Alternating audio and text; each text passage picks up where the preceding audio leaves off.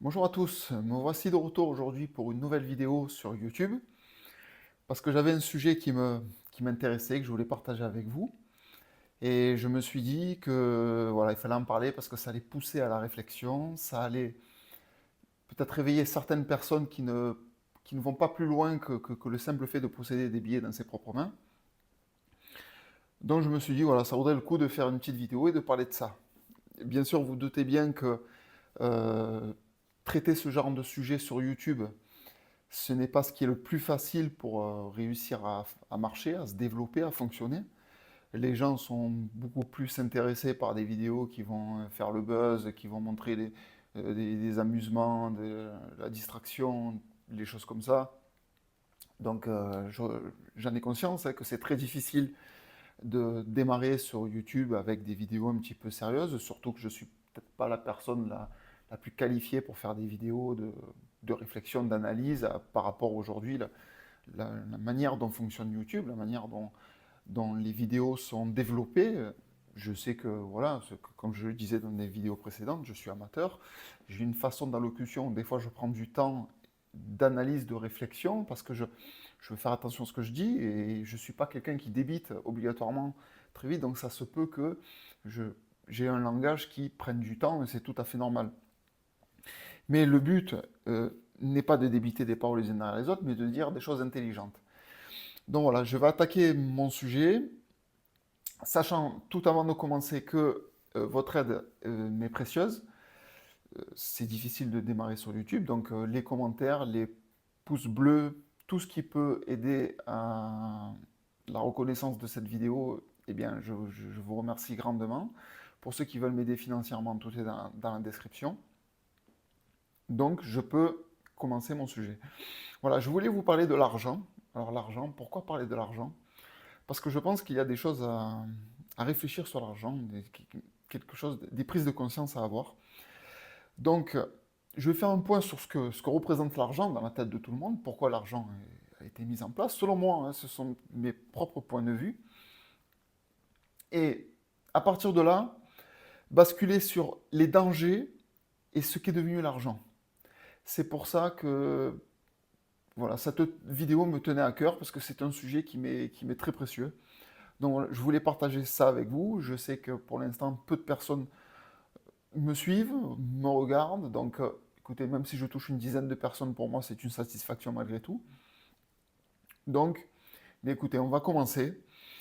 Et au sujet de l'argent, si vous préférez, si vous allez à l'origine des choses, l'argent, c'est un élément qui a remplacé le troc.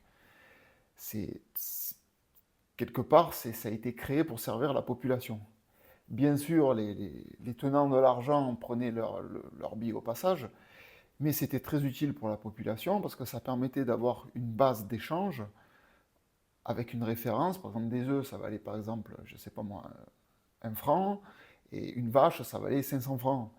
Et pour l'équivalent d'une vache et des œufs, il fallait qu'il y ait un nombre d'œufs conséquent, et on arrivait à avoir un rapport d'équivalence entre les différentes matières, matériaux, même les services, le travail. Enfin, c'était quelque chose qui a permis vraiment de développer les populations et de servir, à mon avis, le bien commun. C'est-à-dire que l'argent, c'est quelque chose qui s'est mis en place et qui a été un atout vraiment majeur pour le bien commun, pour l'organisation de la société. Il faut surtout se rappeler que l'argent est quelque chose qui est fictif. Ça a été créé pour servir le bien commun, pour servir les sociétés, mais c'est quelque chose de complètement obsolète. Ça a une valeur uniquement parce que nous voulons lui donner de la valeur. Sinon, il suffit qu'il n'y ait plus la confiance dans l'argent et sa valeur se disparaît. Donc c'est juste, voilà, la première conscience qu'il faut prendre, c'est que c'est quelque chose de fictif qui a été créé juste pour servir le bien commun, à la base des choses. Ensuite, partant de cette base, le premier point dont je voulais parler, c'est le danger de l'argent.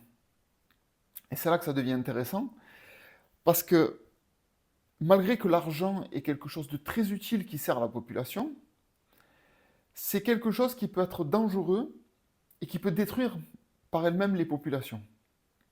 Premier point que je voudrais citer, c'est que au jour d'aujourd'hui, dans notre société, toute la jeunesse et t'éduquer sur l'argent. C'est-à-dire que les jeunes qui arrivent au monde, qui grandissent, déjà, le rapport avec les parents, c'est le rapport à la matière, à la récompense. Déjà, il y a quelque chose qui se met en place. Un petit enfant, il voit quelque chose au magasin, il demande à ses parents, il a été gentil, il est à droit, il n'a pas été gentil, il est puni, il est à pas droit. C'est déjà un premier aspect de l'ordre de l'argent dans des enfants qui sont tout jeunes.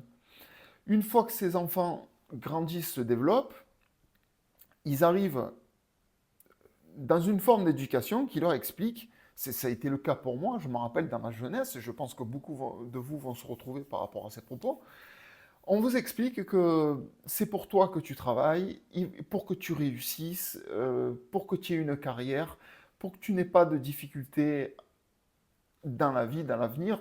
C'est tout à fait normal parce que une vie sans argent, en fait, ça rejoint ce que j'expliquais tout au début. Une vie sans argent, c'est une vie difficile. C'est une vie, quand on manque d'argent, là, c'est tout à fait normal que la vie est difficile, elle est pénible à vivre. Et quand on a vraiment beaucoup d'argent à disposition, ben là on s'aperçoit, on peut commencer à vouloir des choses supplémentaires, à consommer beaucoup plus, à se prévoir des vacances, je ne sais pas, se commander des choses sur Internet. Enfin, vous avez beaucoup moins de limites, en fait. L'argent supprime les limites. Et ça s'ancre dans la mentalité des jeunes. Et on s'aperçoit que leur chemin de vie est basé sur le pouvoir d'achat, est basé sur l'argent, sur l'aisance dans leur avenir. Ce qui se fait, c'est pas un mal en soi, c'est juste ça que je voulais dire, c'est que c'est pas un mal en soi, mais la chose qui se passe, c'est que ça devient la priorité absolue. Les jeunes se construisent, développent leur étude. À partir du collège, par exemple, ils commencent à se consacrer vers un secteur, à avoir des idées de ce qu'ils veulent faire plus tard, en espérant déboucher sur un emploi qui va leur apporter une somme bien importante de gains et mener une vie vraiment large. Alors les ambitions commencent à arriver, on veut s'acheter une grande maison individuelle, on ne veut pas acheter un appartement, on veut partir en vacances tous les ans, les jeunes qui sont du collège, qui sont encore un peu neutres, nature, deviennent par la force des choses des consommateurs en puissance au fil des ans qui s'écoulent et de leur évolution au sein de la société. Et pourquoi je parle de ça? Pourquoi je parle de ce danger, ce que je considère comme un danger? C'est qu'en s'intéressant à la société de consommation, les jeunes perdent la chose initiale de ce qu'est la vie. Je vous donne un exemple tout simple. Vous stoppez tout, vous sortez dans le jardin, vous allez dans la nature, dans une forêt, vous regardez autour de vous, et là vous observez ce que les choses initiales sont. Vous observez ce qu'est le monde de base, le monde authentique. Il n'y a pas d'argent, c'est juste une valeur, comme je disais, une valeur fictive créée par l'humain, qui est là pour le servir à la base. Et quand vous regardez tout autour de vous la nature en elle-même, le monde tel qu'il existe, à part, si vous supprimez l'humanité, vous regardez uniquement ce monde-là, vous voyez que le monde se porte très bien sans argent. Donc c'est quelque chose de fictif qu'on a inclus dans l'esprit des gens et qui devient le premier but en soi. Ça devient la première chose, l'idéal de chaque individu. Et dès que ce principe devient l'idéal, vous perdez toute notion d'autre idéal, d'idéal plus ancien, d'idéal plus basé peut-être sur l'esprit, sur la croyance, sur beaucoup de choses possibles. Il n'y a plus de place à l'esprit, par exemple, mais il y a uniquement place à tout ce qui est cette idéalité de la matière. Et le danger est là, c'est que les gens se perdent, pour moi, se déracinent de leurs origines, de ce qu'ils sont, et foncent tout droit, de manière majoritaire, la population dans tout son ensemble, elle fonce tout droit vers un idéal de consommateur financier qui crée la société d'aujourd'hui. Donc le truc est là. Et à partir de cet idéal, de ce monde tel qu'il est construit, le deuxième point que je voulais citer, c'est qu'il se crée une forme d'esclavagisme. Ce que j'appelle un esclavagisme. C'est qu'à partir du moment où on se met en tête d'atteindre des objectifs, un exemple tout simple, acheter une voiture, il faut réunir les conditions dans cette société de consommation capitaliste pour que les conditions vous donnent les clés de cette voiture. Donc, quelles sont les conditions? Ben, c'est gagner votre argent, vous mettre au service de peut-être de quelqu'un, ou alors avoir l'idée, quelque chose qui est de plus en plus difficile, avoir l'idée de créer, comme dirait une start-up, quelque chose qui démarre et qui fonctionne bien et qui vous fait gagner votre argent, hein, auto-entrepreneur, ou alors de vous faire embaucher, d'être employé dans une société, dans un système de cette société capitaliste. Et c'est là que l'esclavagisme se met en place. Parce que par rapport à des buts de vie que vous êtes fixés, qui est basé uniquement sur le matérialisme, vous en arrivez à accepter toutes les choses que la société vous impose.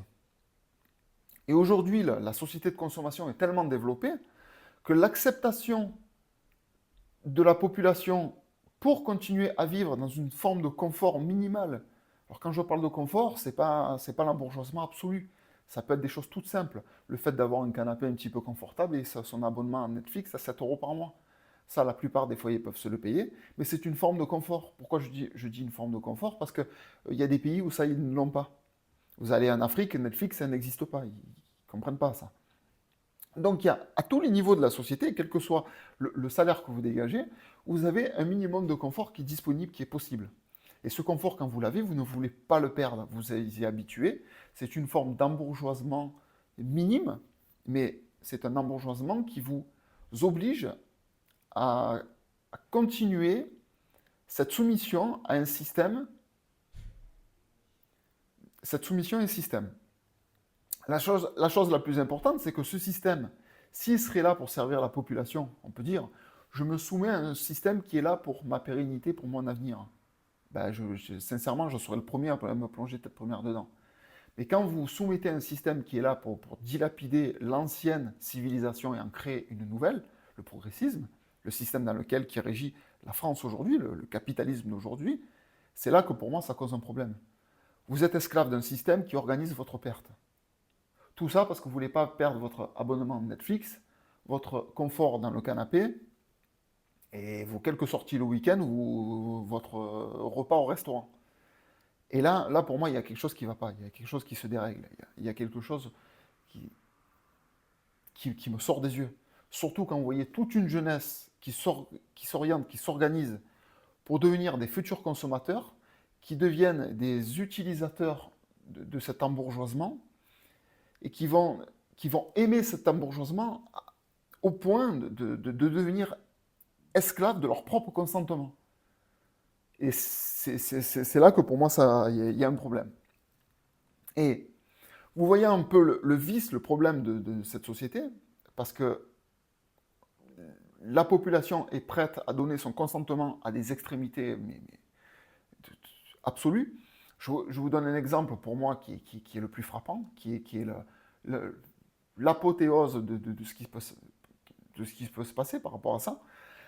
Quand vous voyez que les gens, pour ne pas perdre leur activité quotidienne, ont été prêts à s'injecter des produits qui n'ont pas été prouvés, qui étaient encore en essai clinique, tout ça pour pouvoir continuer à aller en boîte de nuit, aller manger au restaurant, au cinéma, vous voyez à quel point on est tombé. Parce que vous voyez que derrière ça, il s'est passé des effets secondaires, des drames qui étaient difficiles à vivre pour pas mal de familles. Bien sûr, on ne vous le montre pas, il faut chercher un peu pour le voir.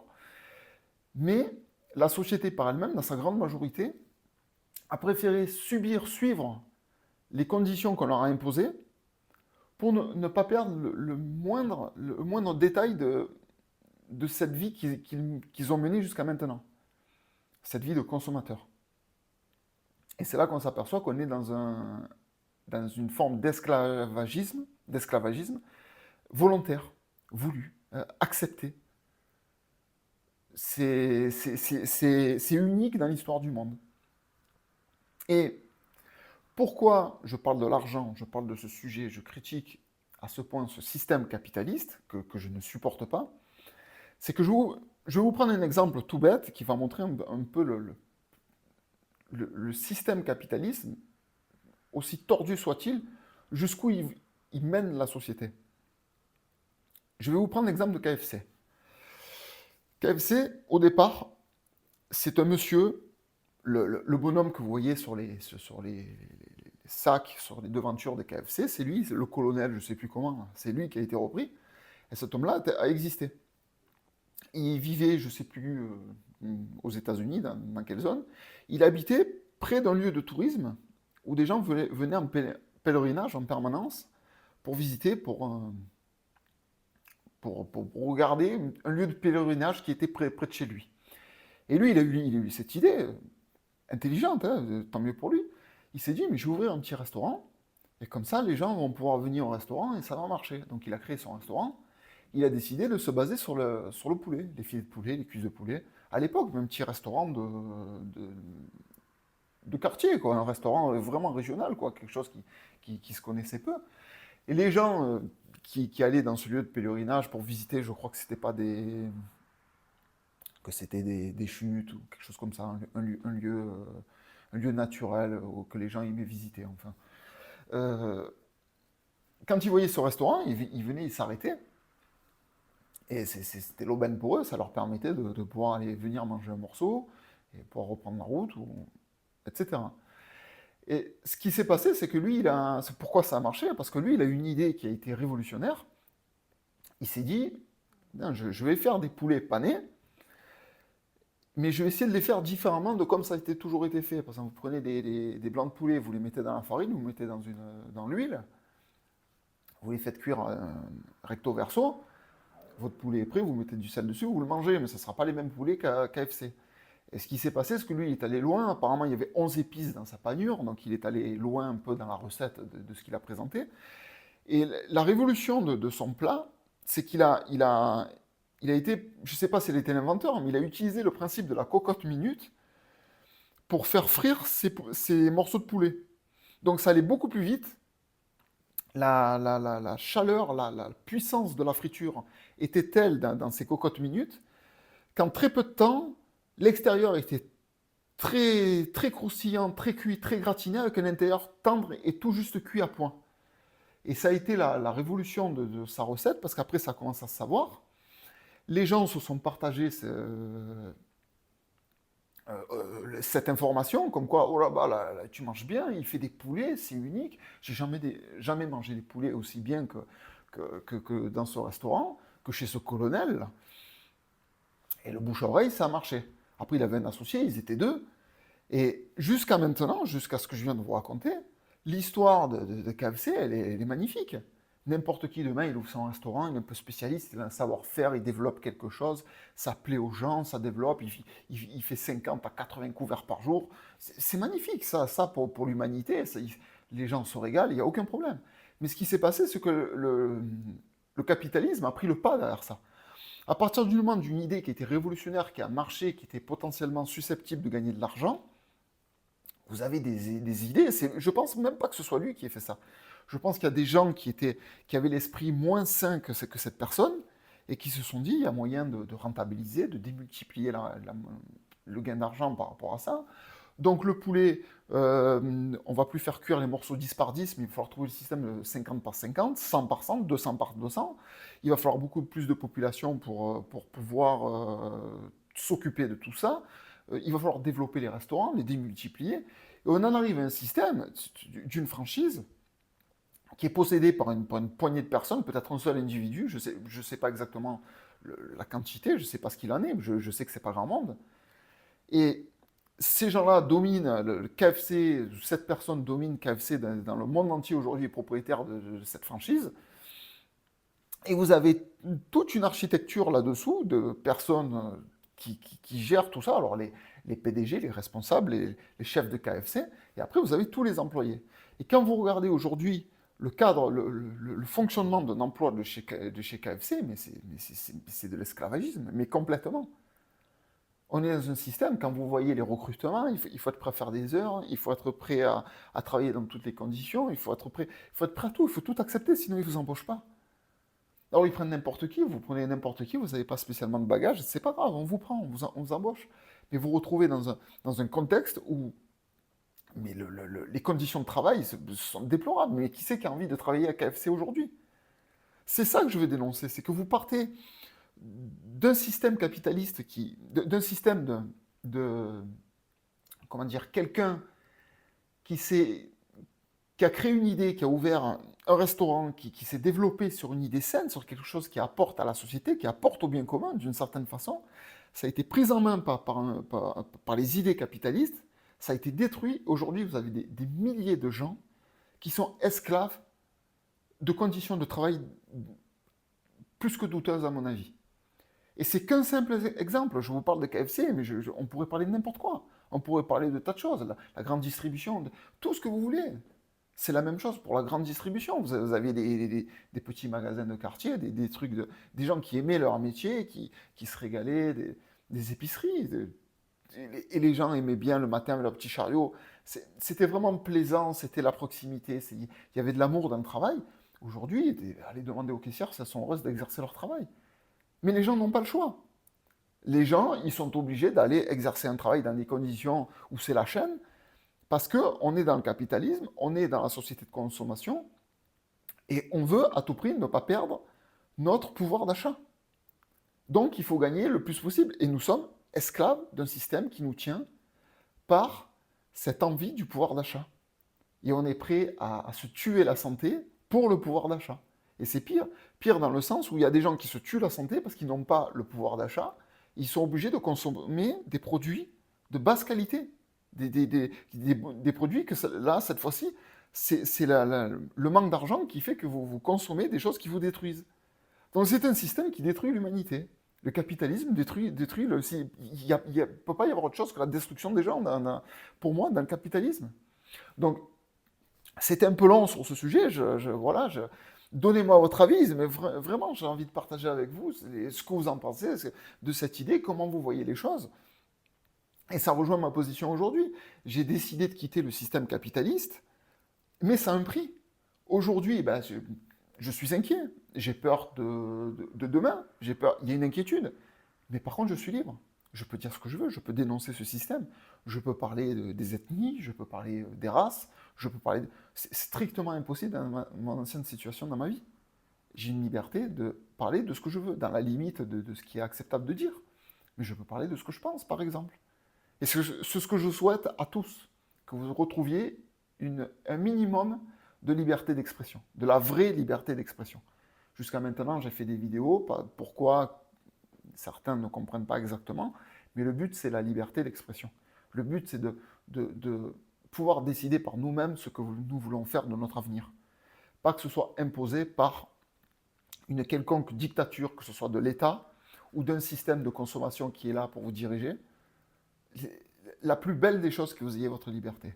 Et ça, c'est ma vision. Et le troisième point, qui pour moi est le plus intelligent de cette vidéo, elle est un peu plus longue. C'est vrai que j'ai pris le temps de m'exprimer, mais voilà, ça me fait plaisir d'aller au fond de ce que je pense avec vous. Donc, je vous remercie encore de me suivre jusqu'à maintenant. Donc, je voulais enchaîner sur le troisième point. Quand vous vous posez la question, que vous regardez bien ce qu'est aujourd'hui l'anticapitalisme qui s'exerce en France, c'est-à-dire que vous avez des partis, je parle surtout de la gauche, la NUPES, les communistes, Mélenchon, toute cette clique-là, qui revendiquent une société plus égalitaire. Ça s'entend, ils ont complètement raison, l'équilibre des salaires, mais en fait, plus de répartition, par exemple. Mais en fait, ces gens-là, ce qu'ils font, ils ne remettent pas en cause le véritable système capitaliste. Je m'explique. On a un système qui est en place, et ces gens-là, qu'est-ce qu'ils demandent? Ils demandent que ce système soit modifié pour qu'il y ait une meilleure reversion envers une classe dont les reversions sont mauvaises, parce que une petite quantité de personnes détiennent la majorité de la monnaie aujourd'hui, et le reste de la population souffre de ça. Et ces gens-là, qu'est-ce qu'ils disent? Ils utilisent, on va dire, la morale, ils utilisent un point de vue qui serait supérieur à ce qui se fait aujourd'hui pour revendiquer qu'ils veulent aussi une partie de ce capital qui est mal distribué. Et en fait, pour moi, c'est un problème parce que à partir du moment où vous changez les cartes, vous prenez l'argent qui est quelque part, vous arrivez à trouver un moyen pour délocaliser cet argent, le débloquer et le foutre ailleurs, le partager entre les gens. Tant que vous ne changez pas l'idéologie de base qui gère le système dans lequel nous vivons, ce n'est tout simplement qu'une confrontation d'individus qui vont trouver l'idée la plus intelligente qui va permettre de bouffer l'autre individu. C'est tout, à mon avis, c'est tout ce que ces gens-là font. Ils cherchent une idée qui est basée sur la morale, qui est là pour réussir à démanteler le système qui est en place, qui a donné autant de pouvoir à une poignée de personnes, pour faire un transfert de ce pouvoir sur d'autres personnes.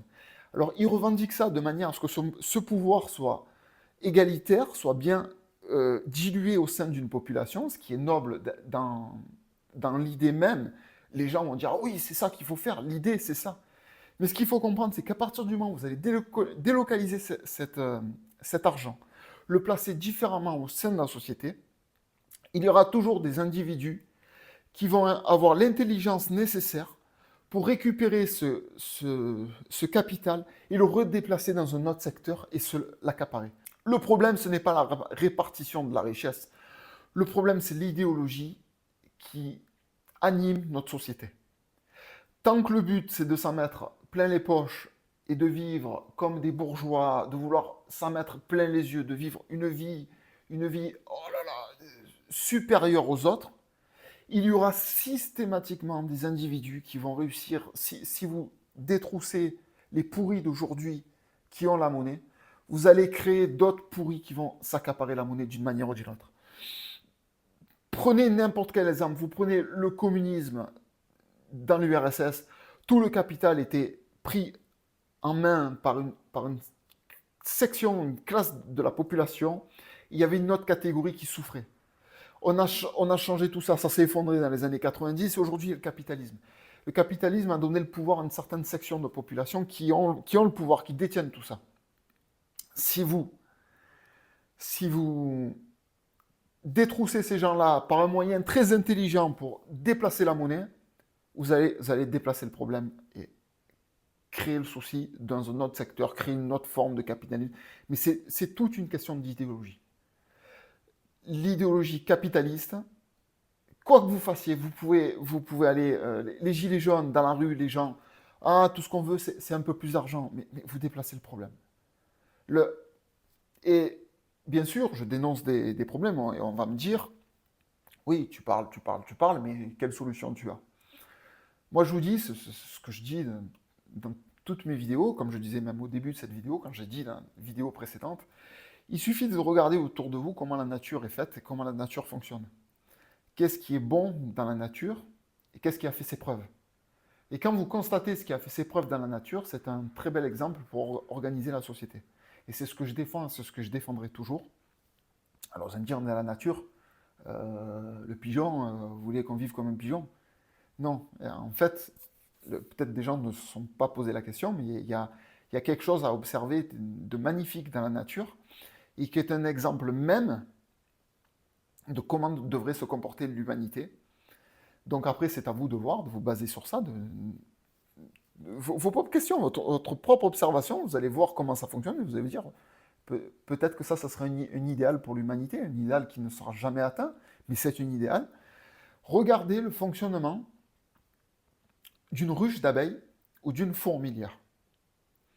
Regardez au sein d'une communauté qui a été créée par la nature pour vivre, pour survivre au sein de sa propre communauté, comment est organisé tout ce système et comment la ruche fonctionne. Je vais rester sur le principe de la ruche. C'est pareil pour la fourmilière, mais on va rester sur la ruche. Regardez le comportement des abeilles, regardez le rôle de chacune, et comparez ça aujourd'hui à la France. Comparez la société de consommation, le capitalisme, et comparez le fonctionnement d'une ruche d'abeilles.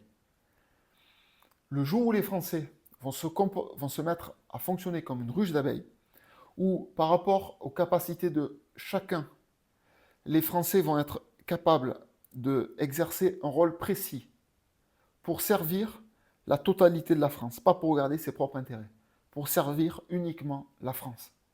Avec une personne, la reine, moi je ne vais pas encore Je ne vais pas dire je veux revenir à une monarchie, mais un principe, un élu, un président, pourquoi pas, mais qui aurait peut-être un peu plus de pouvoir, mais un président bienveillant. Un président qui est là, par amour pour son peuple et pour la pérennité de son peuple, avec un peuple qui a bien compris que ce président aimait ses citoyens, et un peuple qui est prêt à se sacrifier, un individu, je ne parle pas un peuple, les individus de ce peuple, qui sont prêts à sacrifier leur vie pour la pérennité, pour la beauté de leur pays. Ce qui fait, malgré cette idée de sacrifice, qui fait que vous dites, mais j'ai tout à perdre, je gagne absolument rien. Mais ce qui fait quand toute la société s'organise de cette manière-là, toute la société ne cherche absolument pas son bien personnel, cherche le bien des autres, cherche le bien de la communauté. Cette communauté toute organisée, où chacun joue exactement ce même jeu, la finalité de ça, c'est que la qualité de vie au sein de cette société, elle est tellement unique au monde, elle est tellement universelle, tellement belle, que les individus récupèrent leur propre intérêt sur les retombées de ce modèle de société. Vous pouvez regarder en long, en large et en travers. Vous pouvez observer toutes les idées politiques qui existaient jusqu'à aujourd'hui. Le communisme, tous les systèmes que vous voulez. Le grand malheur, c'est que les partis politiques qui se sont le plus rapprochés de ça, ce sont les partis qui ont été détruits pendant la guerre de 39-45, qui sont condamnables sur bien des choses. Il n'y a aucun problème, c'était une époque terrible, et ces gens-là, au sein de ces partis, se sont déroulées des choses terribles. Il ne faut pas oublier que des choses terribles se sont déroulées à cause des sociétés, des partis capitalistes et des partis communistes. Le communisme a tué des millions de gens, et le capitalisme, il ne faut pas oublier qu'ils ont tiré des bombes atomiques sur des civils, par exemple.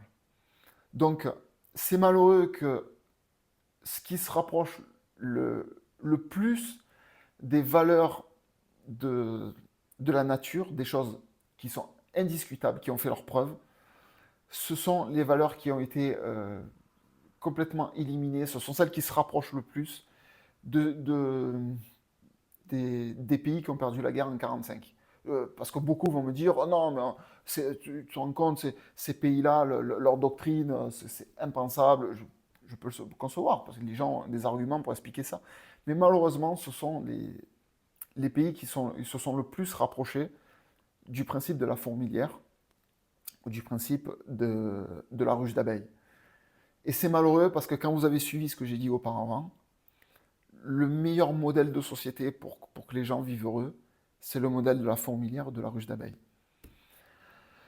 Bon voilà, je ne vous en dis pas plus, cette vidéo a quand même été assez longue, j'espère qu'elle a été intéressante. J'espère que les idées que je veux transmettre, que je veux partager avec vous, ont été comprises. C'est pas évident, voilà, je suis pas un grand orateur, je suis quelqu'un qui marque des arrêts, qui fait des pauses de réflexion, donc voilà, je me répète encore, parce qu'il y a des gens qui viennent vous attaquer par rapport à... Et comme je dis, l'important, ce n'est pas la manière de dire les choses, l'important, c'est le fond. L'important, c'est quelle est l'idée que vous voulez transmettre. Et pour moi, cette idée-là, c'est la plus belle qui puisse exister. Donc voilà, je vous remercie de votre soutien, je vous remercie de ceux qui m'ont écouté jusqu'à maintenant. N'oubliez pas le pouce en l'air, le commentaire, de ce que vous en pensez, quels sont vos avis. Un grand merci encore, et je vous dis à très bientôt pour une prochaine vidéo.